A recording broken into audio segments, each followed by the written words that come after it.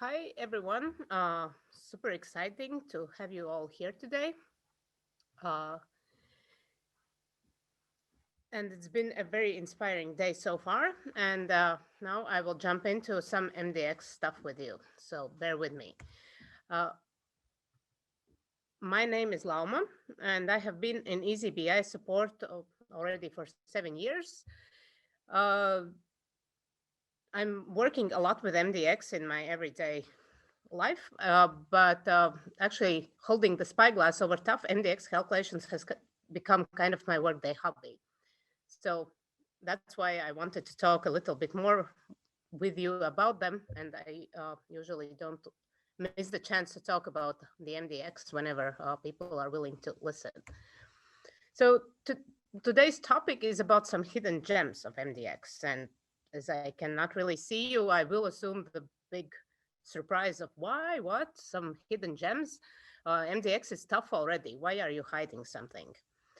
And yes, there are some hidden things that you cannot see directly, maybe from the UI, where you would expect.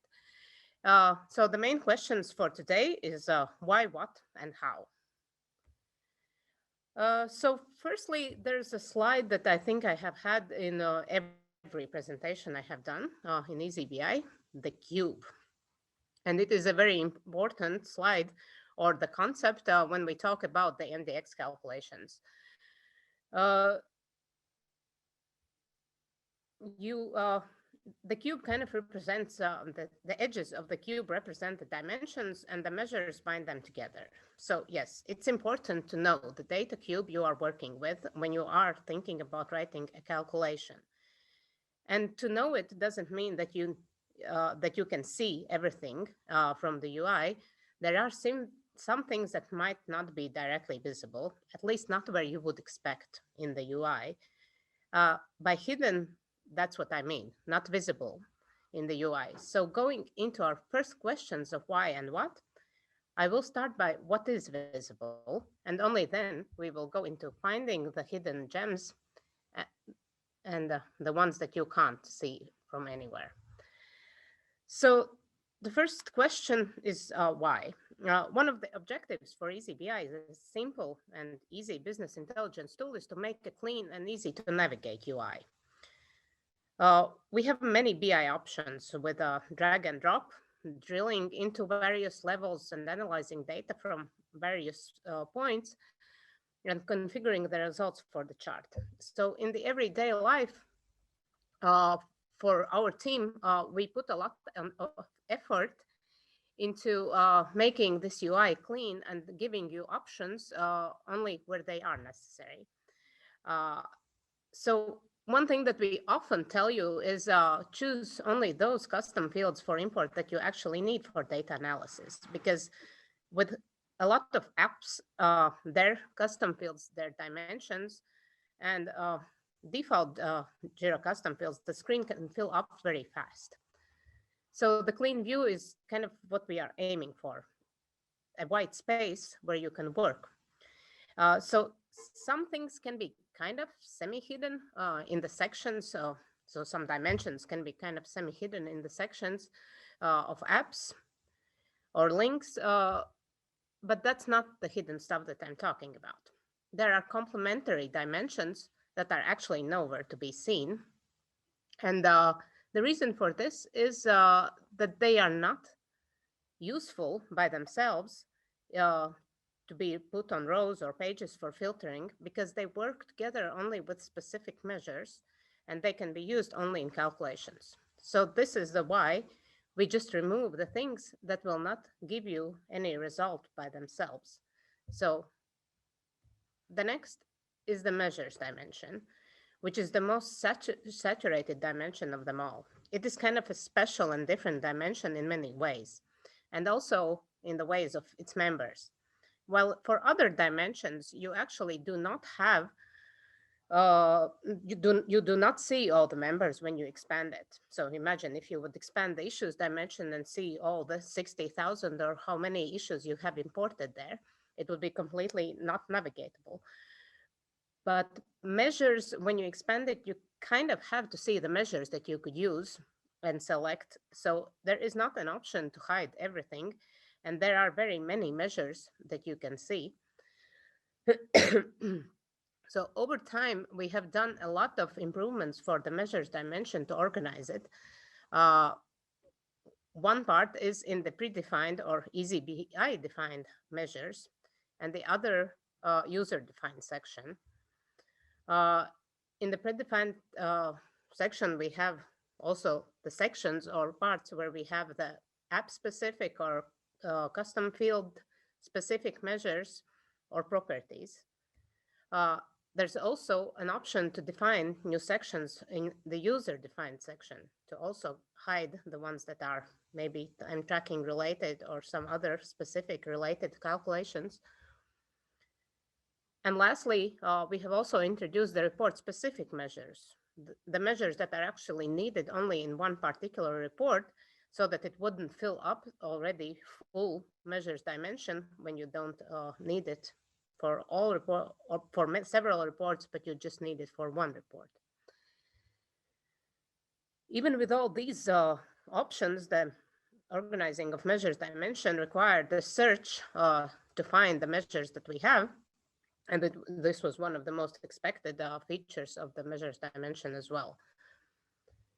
The next step, similarly as for dimensions, is to hide the measures that are not giving you a big value by themselves. So, but they can be used in the calculations. So some of the measures that you will not see in the measures dimension, even if you type them in the search, are the countermeasures, the issues with kind of measures that give you the total of some issues.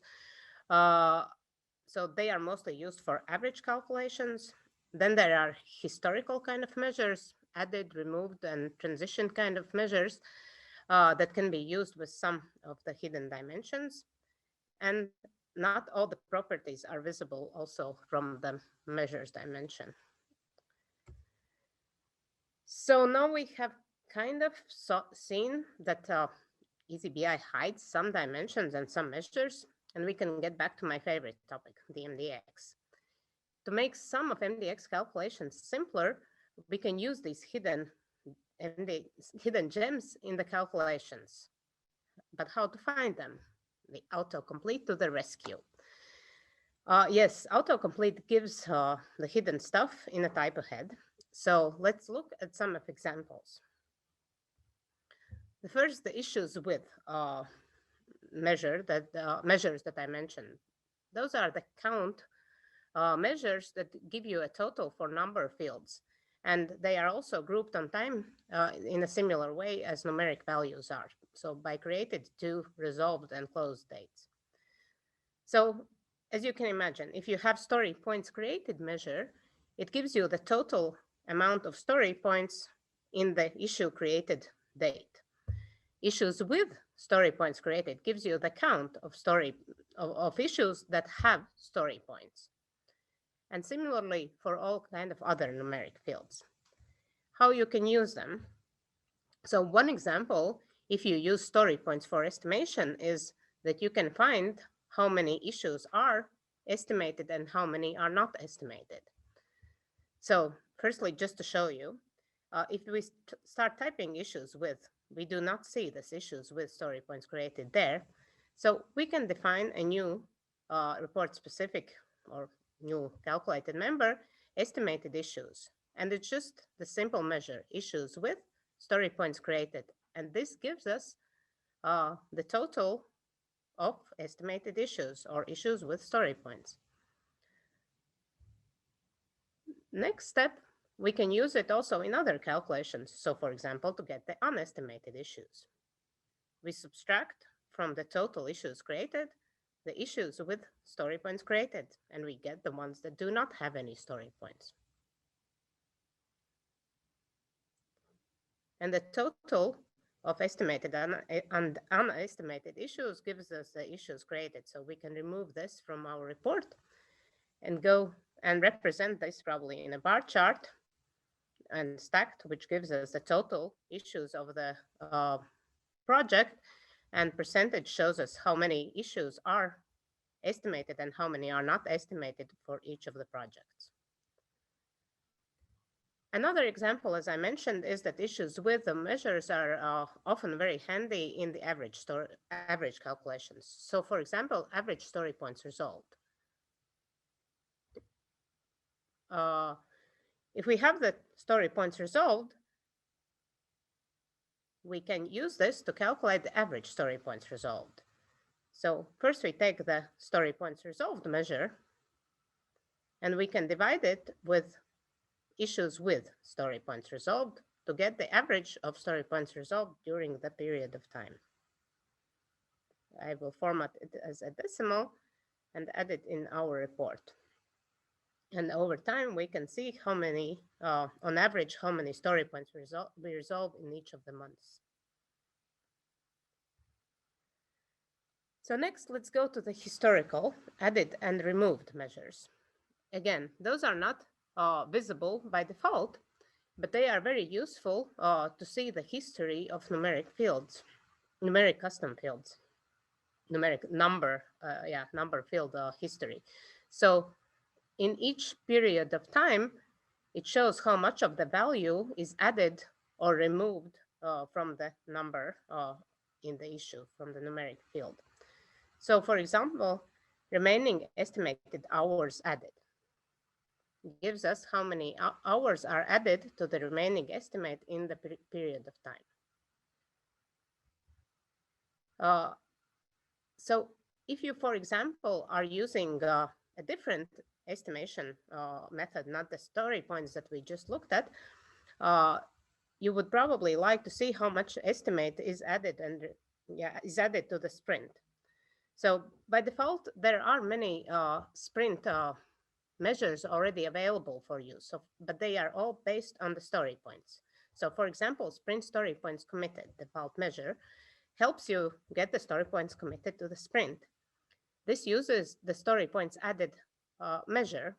So you can easily use this measure, the sprint story points committed, just copy the whole thing and change the measure in there by using the remaining estimated added. And you will get the remaining estimate committed to the sprint. As you can see, there are also other dimensions, but we don't really care about them. They give us the context of the issues. We just change the measure and we have the estimate committed. And we can now compare it very easily with how much hours are spent in the sprint to how much was committed to the sprint. Next, let's go to take a look at one of the hidden dimensions. There are several of those for some apps and also for the historical values, but I will concentrate on this one very powerful hidden dimension transition field. By itself, it's not very useful at all, but together with different historical measures included, also added and removed measures that we saw previously, it is very powerful dimension. And this dimension limits the historic changes to particular scope. In this example, we are looking only to the history of assignee. So we are limiting the historic changes or transitions to assignee. This is a default measure that you can take a look at this formula in any of your accounts. But similarly as before, it is also easy to copy and change. So one more thing that I want to show you that I also probably have in every presentation that I have made is the set to string function. It is a very powerful function and it is powerful for debugging and understanding your cube. And it is useful also for the hidden dimensions. So it allows you also for the transition field to see actually what kind of values we have in this dimension, in this hidden dimension that we can not see in any other way. So with the set to string, we can see all the members of this dimension. And actually, this is very useful also just to see for what dimensions you have the history imported. So we have the assignee that we saw previously. And the last one that I highlight here is the t-shirt size, which is a custom field for which I have history imported. And there are also some other values that you can see here. So if we concentrate on the t-shirt size, so I want to first show you that when you start typing ahead the transition, you will see so many also hidden measures that start with the transition, and that can be used together with the transition field. So, for example, there are these transitions to and from, which give you the counts of how many times the value was changed uh, to or from the specified transition field. Then there are the distinct transitions to issue counts, where you would see only how many issues had these changes, or the timestamps of first and last transitions. So all of these, there are many of these hidden measures that can be used together with the transition field or in other calculations. Let's concentrate on the transitions from to see the changes of the custom field. So by default, we have the issues history that shows us how many issues had each of the custom field values by the end of the time period. But if we want to see uh, how many times the value of the custom field was changed, we can define the new measure that will give us how many times the value was changed from the custom field. So transitions from the t-shirt size. And it is a simple calculation which uses two hidden things: transitions from measure combined with the transition field t-shirt size.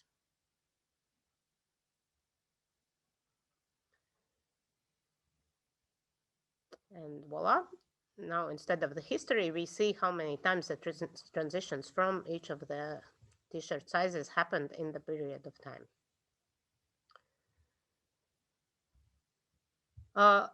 Let's finish with something more simple, but also very powerful: the properties. As you know, issue has very many properties in the Jira data cube. Uh, but there are several dimensions that actually group the issues. So, for example, epic link, link field issues like some bugs or some test dimensions that also have issues as their members. And actually, all of the properties that are available for the default issue are also available for these other dimensions containing issues. So you would not see these properties by default in the measures dimension, and you would actually not even see them if you use the all properties function that kind of shows you the properties. So for example, the issue created date for the epic link. But if we define a new measure for the epic link created date, we can see that the type ahead already offers us all the properties that we can use, so including the created date, for example. So even though we don't see it as one of the epic link properties, we can very easily get it from the calculation. So all of these properties, they can be used like this for maybe creating in a particular report where you need it, you create it in a report specific calculation, or you can use them in some other more complicated calculations for filtering. So to sum up, eazyBI really strives for a simple and easy to navigate UI. So we do hide some unnecessary stuff, some dimensions and measures. These hidden gems, these hidden dimensions and measures are not very useful by themselves, but used correctly in MDX, they become really gems and really powerful and give us really powerful results. So you can see them with an autocomplete, and this really helps you to not mistake in the correct spelling of them, but they are also described in our documentation. You can see them in measures, history, descriptions, custom field import, and in app integrations. So thank you for sticking with me in this topic, and I hope you had some interesting inspiration for making some of your reports more simpler with these hidden gems. And any questions, so welcome. I'll try to answer them after. Thank you Thank very you. much.